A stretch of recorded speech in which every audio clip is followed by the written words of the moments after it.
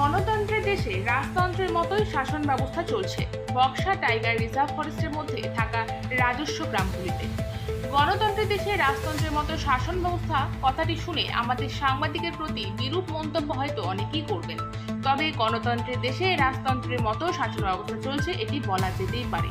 কারণ বক্সা ও জয়ন্তী অঞ্চলের ঐতিহাসিক তথ্য এবং বসতি স্থাপনের ইতিহাস বিশ্লেষণ করলে জানা যায় জয়ন্তী ও বক্সা অঞ্চলটি ঐতিহাসিকভাবে ভুটান রাজবংশের অধীনে একটি কৌশলগত সামরিক ফাঁড়ি এবং সীমান্ত চুক্তি ছিল।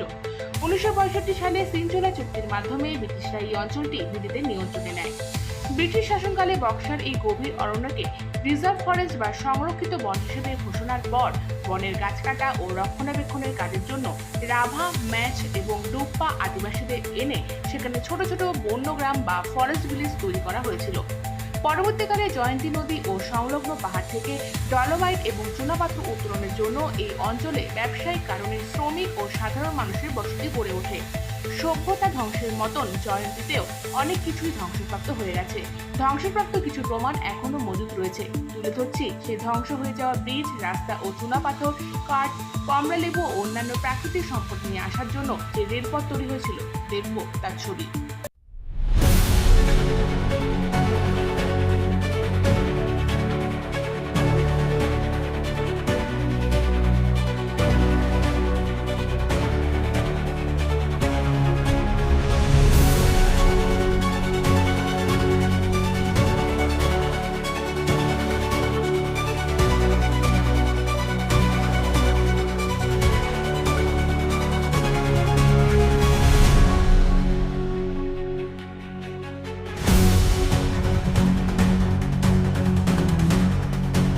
ব্রিটিশ সরকার নিজেদের স্বার্থে সাধারণ মানুষকে শ্রমিক হিসেবে এনে বর্তমান জয়ন্তী এলাকার ঘন জঙ্গলে বসবাস করিয়েছিল।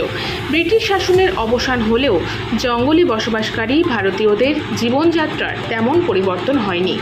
2014 সালে তৃণমূল কংগ্রেস সরকারের উদ্যোগে বনাধিকার আইন 2006 অনুযায়ী 37টি পুরনো বন গ্রামকে রাজস্ব গ্রাম হিসেবে ঘোষণা করা হয়। এর ফলে গ্রাম পঞ্চায়েত, রাস্তা, বিদ্যুৎ, পানীয় জল সহ বিভিন্ন সরকারি সুযোগ সুবিধা আইনি স্বীকৃতি পায়। এছাড়াও 136/2015 EZ নম্বর আবেদনে উল্লেখ রয়েছে 69টি বেসরকারি পর্যটন লজ, হোটেল, রেস্তোরাঁ এবং লাইটি নদীর পাথর ভাঙার ইউনিটও বন বিভাগের আওতায় ছিল না। বর্তমানে অভিযোগ উঠেছে বন বিভাগ পরিকল্পিতভাবে গ্রাম পঞ্চায়েতের অধীন এই বসতিগুলি উচ্ছেদের চেষ্টা করছে। স্থানীয়দের সামনে ইংরেজিতে লেখা স্ট্যাম্প পেপারে স্বেচ্ছায় এলাকা ছাড়ার নথিতে সই করানো হচ্ছে। অনেকেই নথির বিষয়বস্তু না বুঝেই মোটা অঙ্কের আর্থিক প্রতিশ্রুতির প্রলোভনে তাদের স্বাক্ষর করেছে।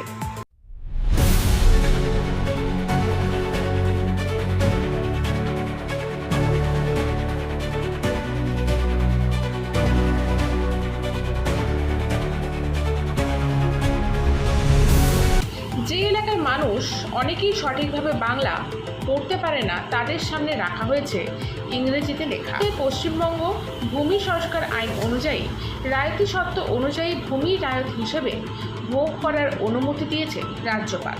ভূমি চাষ এবং কৃষি ভিন্ন অন্য কোনো কাজে ব্যবহার করা যাবে না, এই কথা উল্লেখ রয়েছে।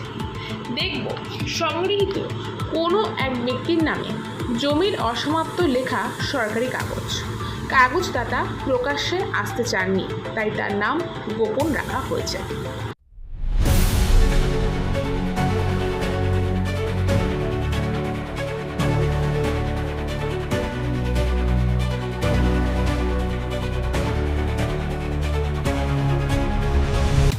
তথ্য অনুযায়ী সংশ্লিষ্ট রাজ্য জমি বর্তমানে বন বিভাগের অন্তর্ভুক্ত নয়, তাই প্রশ্ন উঠছে বন বিভাগ কিভাবে পঞ্চায়েত এলাকার বাসিন্দাদের উচ্ছেদ করে পুনর্বাসনের উদ্যোগ নিচ্ছে।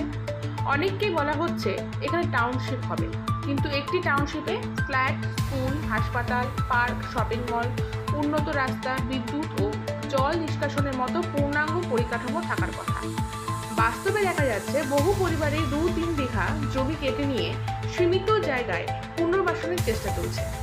এছাড়া প্রশ্ন উঠছে কালচিনি ব্লকে পর্যাপ্ত পর্যটক না থাকলে শপিং মল বা অন্যান্য বাণিজ্যিক ব্যবস্থা ঠিক কতটা কার্যকর হবে। দূর মানুষ এনে বনছায়া বস্তিতে পুনর্বাসনের পরিকল্পনা জনসংখ্যার চাপ ও সামাজিক সমস্যার আশঙ্কাও বাড়াচ্ছে। কর্মসংস্থানের অভাব ভবিষ্যতে আইন শৃঙ্খলার ওপরেও প্রভাব ফেলতে পারে।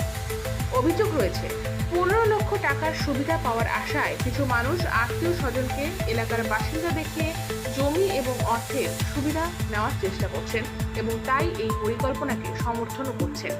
নিউজ 9 নেটওয়ার্ক উন্নয়নের বিরোধী নয়, তারা চায় পুনর্বাসন প্রক্রিয়া স্বচ্ছভাবে সম্পন্ন হোক, মিথ্যে প্রতিশ্রুতি বা অপ্রয়োজনীয় ক্ষয়ক্ষতি ছাড়াই। আমাদের প্রকাশিত তথ্যে কোথাও ভুল থাকলে অনুগ্রহ করে তথ্য প্রমাণ সহ জানাবেন। এবার শুনুন পুনর্বাসন নিয়ে বনমন্ত্রী কি বলেছিলেন।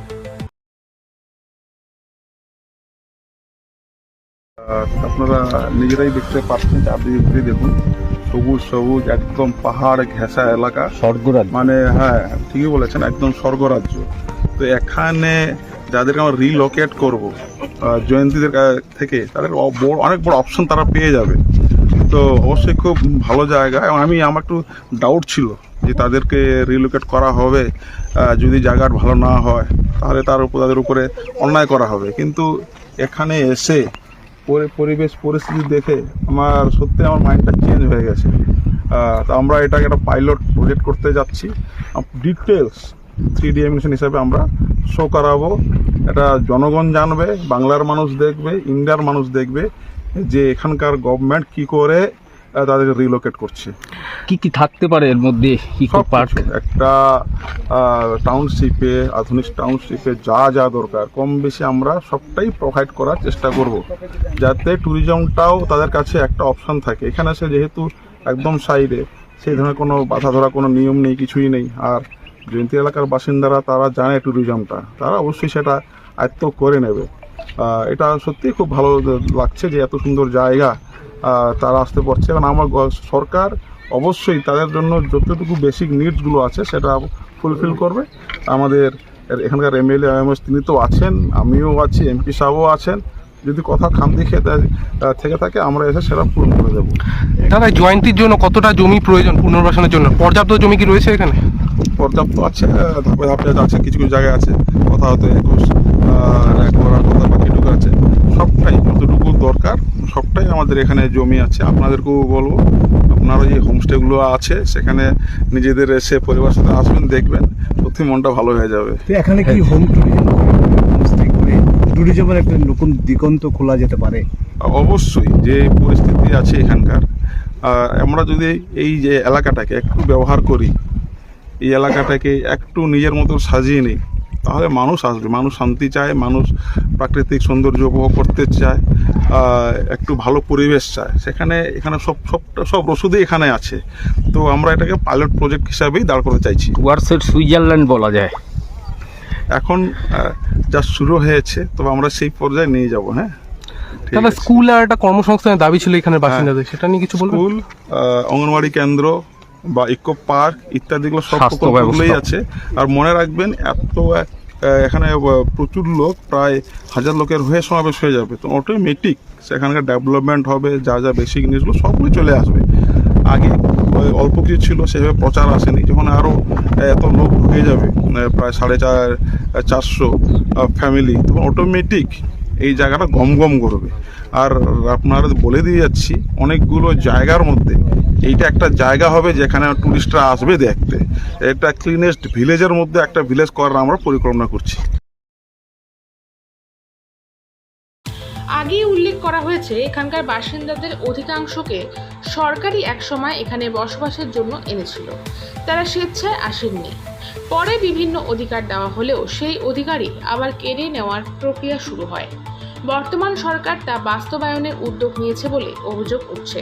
রাজস্ব গ্রামের বিভিন্ন ক্ষেত্রে বন বিভাগের হস্তক্ষেপ এবং সোলার লাইটের খুঁটি সরিয়ে নেওয়ার ঘটনাও প্রশ্নের জন্ম দিয়েছে। স্থানীয়দের প্রশ্ন, বনবস্তির বাসিন্দাদের বনছায়া বস্তিতে পুনর্বাসনের পর যদি কোনো কর্মসংস্থান না থাকে, তাহলে সরকার কি দীর্ঘমেয়াদী আর্থিক সহায়তার ব্যবস্থা করবে? অনেকের মত, এমন উদ্যোগ নিলে তা বিশেষ আইনের মাধ্যমে নিশ্চিত করা উচিত। এছাড়াও অনেকেই বলছেন, একসময় সরকারি প্রয়োজনে বিভিন্ন এলাকা থেকে মানুষ এনে বসতি গড়ে তোলা হয়েছিল। এখন উচ্ছেদের যে কারণ দেখানো হচ্ছে তা কিন্তু যথেষ্ট নয়। তাদের দাবি, বন উজাড় ও বিভিন্ন প্রকল্পের কারণে উত্তরবঙ্গের বন্যপ্রাণীর আবাস অনেকটাই নষ্ট হয়েছে। কিছু শিক্ষিত যুবকের অভিযোগ, পুনর্বাসনের নামে বনবস্তির মানুষকে শেষ পর্যন্ত পরিযায়ী শ্রমিকে পরিণত করার পরিস্থিতি তৈরি হচ্ছে। এখন দেখার বিষয়, সরকার রাজস্ব গ্রামের বাসিন্দাদের জন্য ঠিক কী পদক্ষেপ গ্রহণ করে।